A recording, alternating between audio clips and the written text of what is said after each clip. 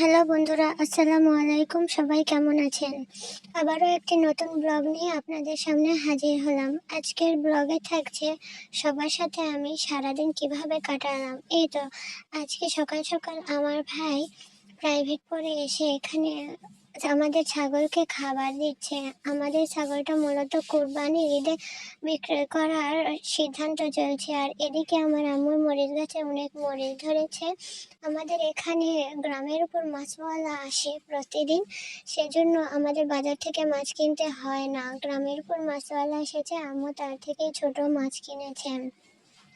আর এদিকে আমার ভাইয়েরা ঝামেলা করছে কে আগে গোসল দিয়ে মসজিদে যাবে, সেই জন্য আজকে শুক্রবার। এই তো দেখতে দেখতে সবার গোসল দেওয়া শেষ। এই তো আমার ছোট চাচাতো ভাই, ও মসজিদে যাওয়ার জন্য রেডি হচ্ছে। আমাদের বাড়িতে আলহামদুলিল্লাহ ছোট বড় সবাই নামাজ পড়ে। ছোট বাচ্চাদেরকে নামাজের জন্য তাগিদ দিতে হয় না, ওরা নিজ ইচ্ছায় নামাজ পড়ে। আর এদিকে আমাদের বাড়িতে কাজ চলার কারণে বাড়ির পরিবেশটা খুব নোংরা হয়ে আছে। এই তো দেখতে পাচ্ছেন সবকিছু এলোমেলো হয়ে আছে। আর এদিকে ঘর ভাঙার কাজ চলছে। এটা ছাগলের ঘর ছিল, এটা ভেঙে দেওয়া হবে। ভেঙে দিয়ে এখানে গরুর শেড করা হবে, এখানে গরু থাকবে।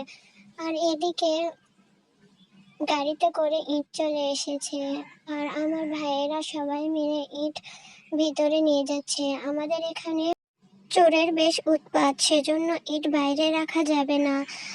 ধরতে গেলে একদিন যদি ইট বাইরে রাখি, 100-150 ইট চুরি হয়ে যাবে, সেজন্য সব ইট ভিতরে রাখা হচ্ছে। এদিকে দেখতে দেখতে সন্ধ্যা হয়ে এসেছে। আমার ভাই ছাগলকে খাবার দিয়ে ভেতরে নিয়ে যাবে। আজকের মতো ভিডিও আর লং করব না। আমাদের ভিডিও যদি আপনাদের কাছে ভালো লাগে তাহলে দয়া করে আমাদের চ্যানেলে লাইক দিয়ে কমেন্ট করে আমাদের চ্যানেলটা সাবস্ক্রাইব করে দিবেন। ধন্যবাদ।